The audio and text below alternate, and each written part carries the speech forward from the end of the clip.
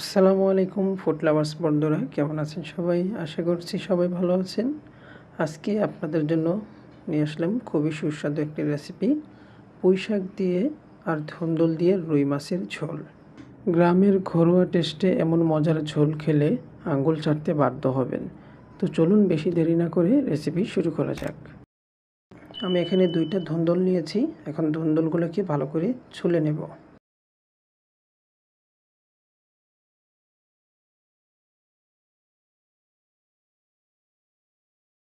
এরপর 2টা আলু নিয়েছি, আলুগুলোকেও ছুলে নেব।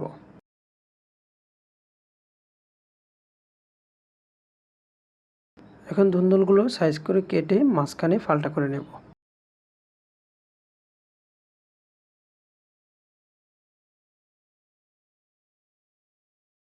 এরপর আলুগুলোকেও সাইজ করে ফালটা করে নেব।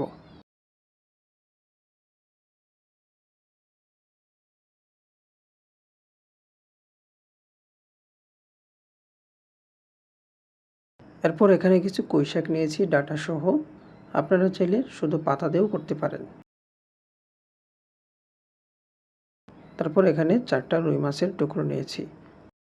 মাছগুলোকে মশলা দিয়ে একটু ভেজে নেব। প্রথমে দিয়ে দিলাম 1 চামচ মরিচের গুঁড়া, 1 চামচ হলুদের গুঁড়া, আর 1 চামচ লবণ, আর 1 চামচ রান্নার তেল। এখন এগুলো ভালো করে মিক্স করে 10 মিনিট রেখে দেব।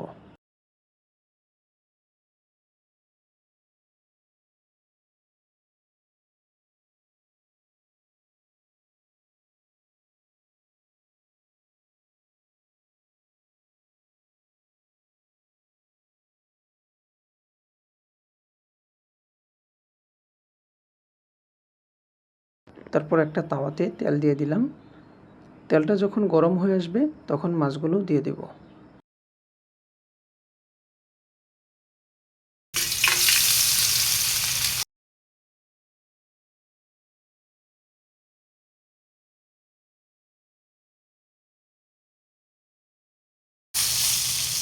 নিচের পাট ভাজা হয়ে গেছে, এখন উল্টে দেব।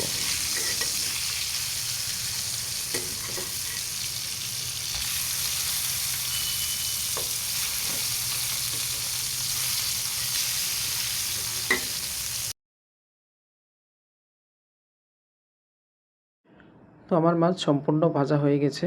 এখন মাছগুলোকে নামিয়ে নেব। তারপর একটা প্যানে বেশি করে তেল দিয়ে দিলাম। তেলটা যখন গরম হয়ে আসবে তখন কাঁচামরিচ কুচি আর পেঁয়াজ কুচি দিয়ে দিলাম। এখন কাঁচামরিচ কুচি আর পেঁয়াজ কুচি হালকা বাদামি কালার করে ভেজে নেব। হালকা বাদামি কালার ভাজা হয়ে গেলে সামান্য একটু পানি দিয়ে দিলাম মশলা কষানোর জন্য। এখন দিয়ে দিলাম 1 চামচ হলুদের গুঁড়া, 1 চামচ মরিচের গুঁড়া, 1 চামচ ধনিয়া গুঁড়া। তারপর একটু নেড়ে মিক্স করে নেব।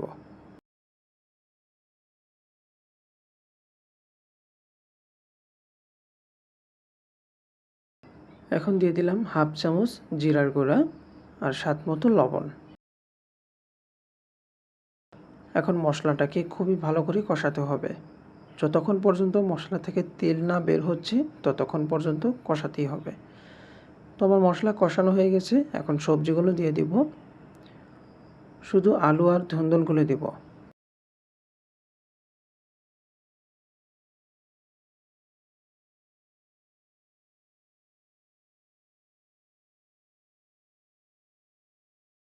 এরপর সবজিগুলোকে ভালো করে মশলার সাথে মিক্স করে নেব।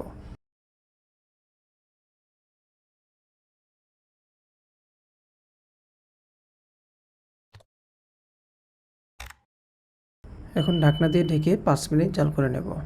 তো 5 মিনিট পর দেখতে পাচ্ছেন সবজি থেকে কী পরিমাণ জল বের হয়েছে।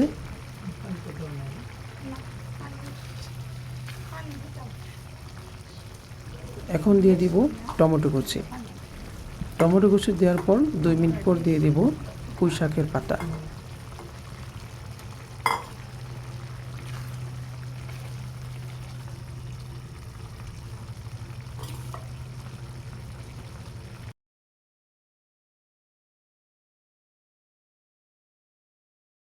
তারপর ঢাকনাতে ঢেকে 5 মিনিট আরও কষিয়ে নেব।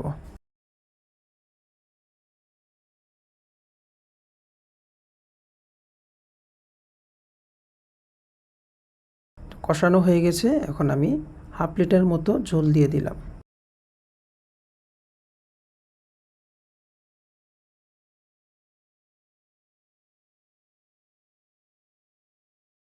এখন ঢাকনা দিয়ে ঢেকে হাই হিটে 5 মিনিট জাল করে নেব। 5 মিনিট পর এখন আমি মাছগুলো দিয়ে দেব।